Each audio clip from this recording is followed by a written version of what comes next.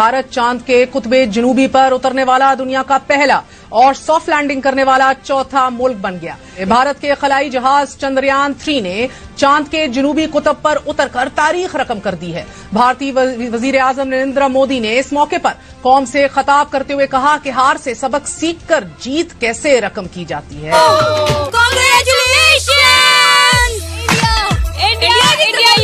पड़ोसी मुल्क भारत का खलाई मिशन चंद्रयान 3 चांद पर उतर गया। तो मुबारकबाद देना चाहूंगा इंडिया को, उनकी हुकूमत को, ISRO को और पूरी उनकी आवाम को कि एक बहुत बड़ा लैंडमार्क उन्होंने अचीव किया है। इंडिया चौथा मुल्क बन गया है जिसने मून पे सॉफ्ट लैंडिंग की और पहला मुल्क बना है जिसने मून के साउथ पोल पे जाके लैंड किया है। चंद्रयान 3 जो है वो सक्सेसफुली लैंड कर चुका है साउथ पोल पे मून के, तो मेरे ख्याल इससे बड़ी बात और कोई नहीं हो सकती। भारत लैंडोकरम चांद पर उतर गया है और रॉकेट चंद्रयान 3 से अलग हुआ और चांद के जनूबी हिस्से पर उतर गया। बहुत बड़ी सक्सेस है ये इंडिया की जो उन्होंने एक चांद पे कदम रखा है। झंडे पे चांद होना और चांद पे झंडे होने में औकात का अंतर होता है। भारत गिरी में मासूम जिंदगियां बचाने पर मजबूर है।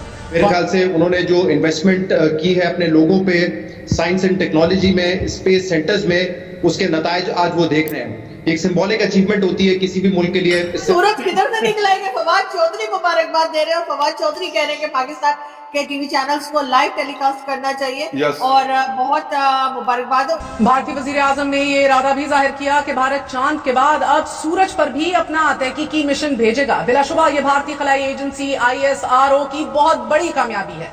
आज सारा दिन 140 करोड़ भारतीयों के साथ साथ पूरी दुनिया की नजरें इस खलाई मिशन पर मरकूज रही और जब यह खलाई मिशन कामयाबी के साथ चांद के जनूबी कुतब पर उतरा तो पूरा भारत खुशी से झूम उठा। चांद का ये जनूबी कुतब सियारे का दूर दराज का खित्ता है और ये खित्ता हमवा गहरे साए में रहता है। चांद के साए वाले हिस्से को चांद के अंधेरे के नाम से पुकारा जाता है। चांद का यह अंधेरे वाला हिस्सा इससे पहले गैर दरियाफ्त शुदा रहा। इस हिस्से का रकबा चांद के शुमाली कुतब के मुकाबले में कहीं बड़ा है और यहाँ तक रसाई एक मुश्किल और खतरनाक तरीन मिशन था। मगर साइंसदान चांद के इस हिस्से पर पानी की मौजूदगी के आसार तलाश करना चाहते हैं।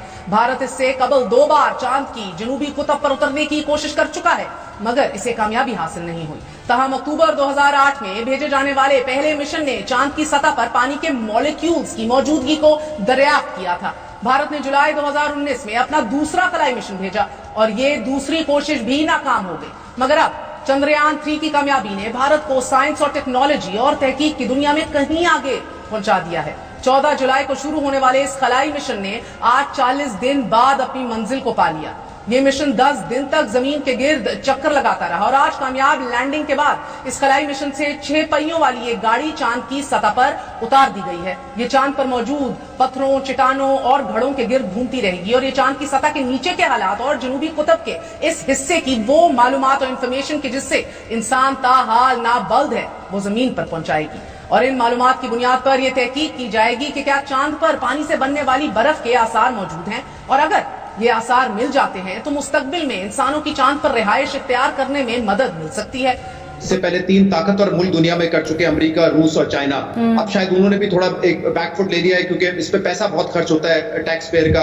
इसीलिए इस पे बाहर ममालिक में तनकीद भी होती है कि इतना पैसा आवाम पे लगाने के बजाय स्पेस रिसर्च में लगाते हैं। बट मेरे ख्याल से बहुत बड़ी अचीवमेंट है और जैसे मैं कहता रहा हूँ एक तरफ जहाँ पे बड़ी खुशी भी है उनके लिए कि उन्होंने ये लैंडमार्क अचीव किया है, अफसोस भी होता है, दुख भी होता है कि हम इस वक्त कहाँ खड़े हैं।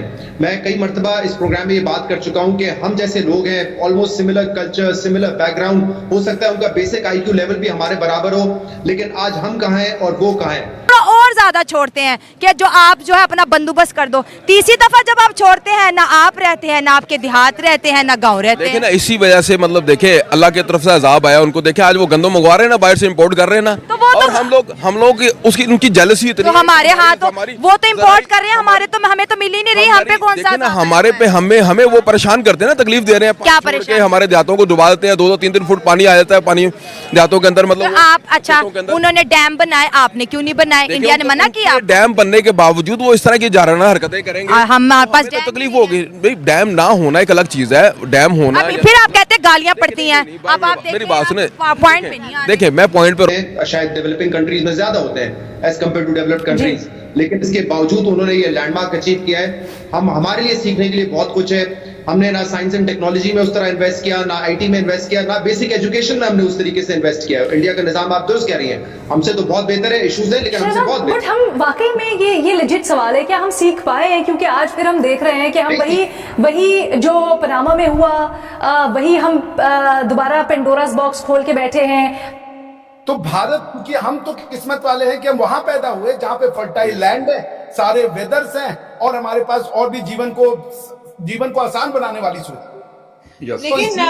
लेकिन सर एक चीज जरूर कहूंगी, हमें पाकिस्तान में रह के भी ऐसा लगता है हम चांद पे रहते हैं, क्योंकि हमारी रोड पे इतने खड्डे हैं और मैंने सुना है चांद में भी बड़े खड्डे हैं, तो इसलिए मुझे लगता है ये वाली बात। अब ये चंद्रयान से हमें पता चलेगा, चंद्रयान के अब जो भी रिसर्चेज आएंगी तो हमें बहुत चीजें हो जाए कि कंपैरिजन अगर हम करेंगे तो आसान हो जाएगा। हमारे लिए सबसे बड़ा फायदा है।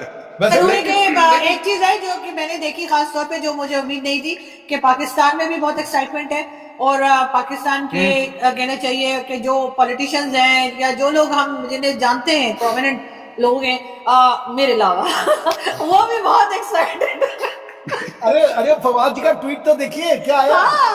उनका ट्वीट तो देखिए, आरजू ने रिट्वीट करके मैंने उसका कमेंट भी किया हुआ है। उनका ट्वीट हमारे बड़े अच्छे भाई हैं, बस कभी कभी वैसे ही थोड़ा बहुत वो कर लेते थे, लेकिन अब मेरे ख्याल दिमाग के कारण नहीं। बिल्कुल अभिषेक जी एकदम सही कह रहे हैं। वाकई फवाद चौधरी का ट्वीट जो है वो काफी इंटरेस्टिंग है, और खास तौर पे जब लास्ट टाइम उन्होंने काफी बदतमीजी की थी, जब लास्ट था, तो उसके बाद मेरे ख्याल उनको अकल आ गई और अच्छी बात है अगर उन्होंने अपनी गलती का एहसास किया। इंडिया को उन्होंने लिखा था इंडिया, बड़ा मुझे अच्छा लगा क्रिएटिविटी वो।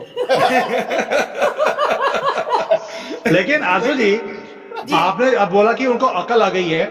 कुछ दिन पहले तो कह रहे थे कि हमारा नबी गया था गधे पे, ऊपर से चांद लेके आया, हमारे झंडे पे लगा दी, ऊपर जाने की जरूरत क्या है? और अभी उनको अकल आ रही है, तो तब उनको ये बदतमीजी करने की जरूरत क्या थी जब हमने अपना भेजा ही था चंद्रयान? तो ये नहीं, जब गवर्नमेंट में नहीं थे, ये 30-40 दिन की पहले तो बात है ये, जब हमारे चंद्रयान निकला यहाँ से। टेक्नोलॉजी के मिनिस्टर थे हमारे, ये अच्छा साइंस, हमारे साइंस एंड टेक्नोलॉजी के मिनिस्टर थे। साइंस के नहीं थे सर, साइंस थे, साइंस एग्जैक्टली साइंस के थे। You are right. मतलब ये कि यार एक साइंस एंड टेक्नोलॉजी को अगर लीड करने वाला है, फिर हमारे इंफॉर्मेशन के भी, यानी मैं और आरजू जिस शोबे से हैं, सहाफत के शोबे के, जर्नलिस्टों के भी हमारे ये मिनिस्टर रहे। वैसे ओवरऑल अगर मतलब मिले हैं, इंसान अच्छे हैं, मुझे पता है, साथ भी उनकी अच्छी वो है, मेरे साथ भी बहुत अच्छी सलाम दुआ है। बट ये कि